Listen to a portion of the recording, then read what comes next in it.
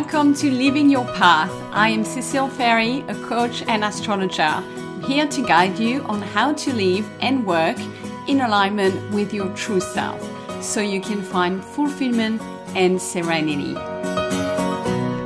Hello, my beautiful friends, and welcome to your Cosmic Catch-Up for week commencing the 7th of July. First of all, let me apologize for posting this a little late this week and for my voice, because you can probably hear it. I'm not at my best. I have been really sick for the past week and I therefore needed a bit more time to recover today. But I am not leaving you in the lurch. So we still have a lot going on right now. Just to recap, as of yesterday, Neptune started to go retrograde. I'm saying it again now because it's not just something that happened yesterday and that's it. It will be happening until December. So if you haven't heard last week, maybe listen to that one. But Neptune is in Aries that has made a bit of journey there since the month of April. And it's now kind of plateauing, if you like, and it's an opportunity for us to think about all those little insights that have been coming to us, especially when it comes to our dreams, it comes to our creative self or our sense of spirituality. So just wanted to recap, that is definitely still happening. And obviously, we're still in Cancer season. Happy birthday to all my lovely Cancer listeners.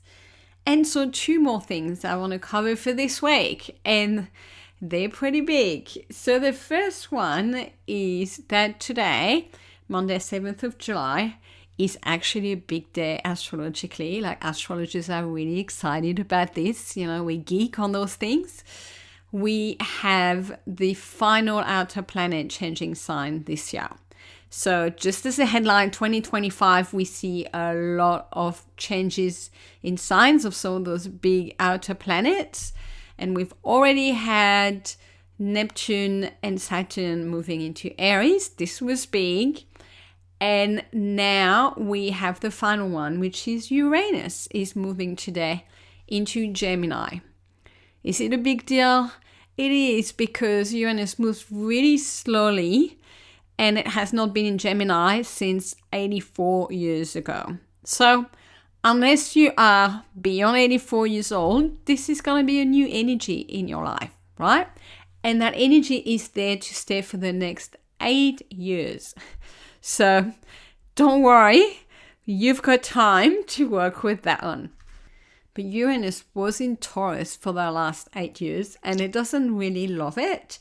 But now it's moving into Gemini, which is a sign all about communication, intellect, and adaptability. And Uranus, just for the record, is all about disruption and innovation and freedom. So when you mix those two, I was actually thinking, the metaphor that came to me is that experiment where you drop a Mentos into a Coke bottle and then you see a massive reaction, right? And I feel like this is what is going to happen as Uranus is going to move to Gemini. As I'm recording this, it hasn't happened yet, but it is due in the next few hours. And so, again, it's not just going to be a one-off. This is for the next 8 years, but we can expect a lot of busy actions. So what exactly? 2 things. A lot more fresh, innovative thinking and ideas, which is really exciting. And also like sudden mental shifts, so shifts in communication.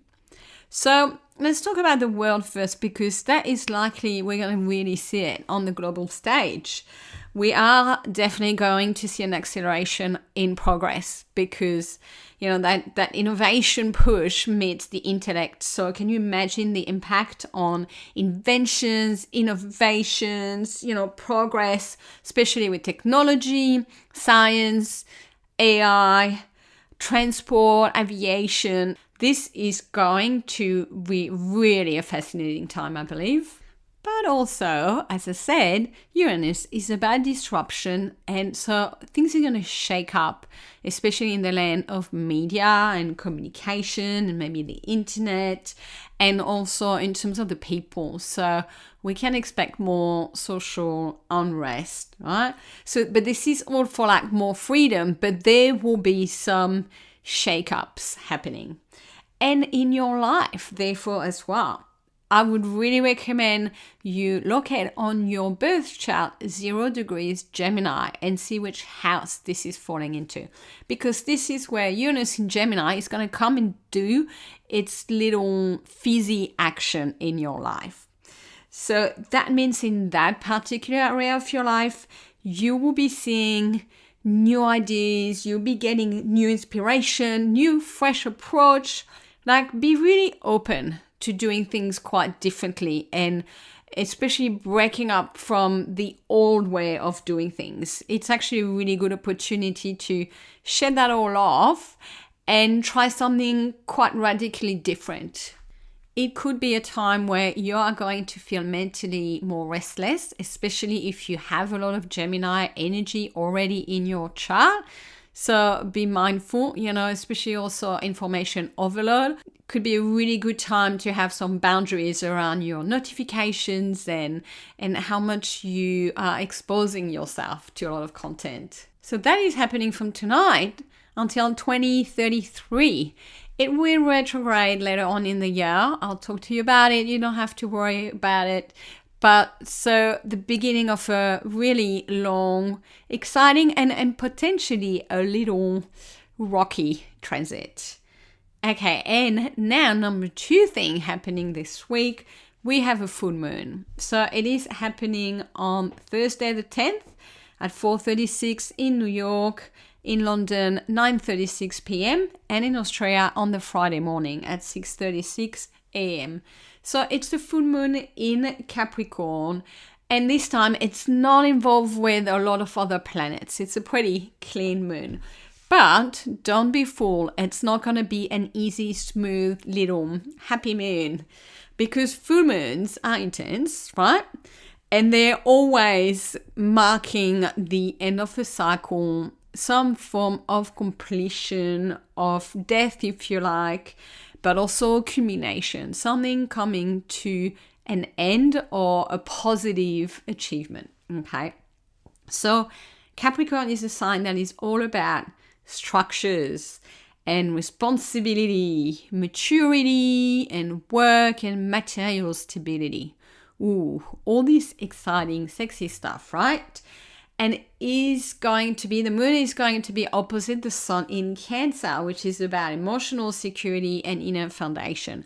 So those 2 things are going to be at play and looking at each other. So this full moon is an opportunity for us to have a good hard look at the structures in our lives and whether they are working for us, they're serving us, or if they need to be redefined. So if you know what I'm talking about, look up in your chart 18 degrees Capricorn and find what is that house. That is where the full moon is happening. These are the structure in that part of your life that you need to really inspect and look at and think, especially, where do I need to take responsibility here? What do I need to take care of? Kind of like, what's the business here? What do I need to change, and are things working for me? Especially your patterns around work, success, wealth. Are you pushing yourself way too hard? This might be something shown to you under this full moon. Also, are you playing in the right roles? And are you avoiding certain things? And finally, it's also about seeing how far you have come and the mountains that you have climbed already. So think about it as that culmination, and, give yourself some good kudos for that too. That moon is supported by Mars in a positive aspect, so it means it's a really good time for action. So really spend some time middle of this week around the full moon to think about what's working and what's not. What do I need to change and what action do I need to take? especially towards being more mature, more responsible, and having the right structures in my life. Well, that was not light on, was it? So quite a big week happening. So I'm going to leave you to ponder on those transits and this full moon. Take really good care of yourself.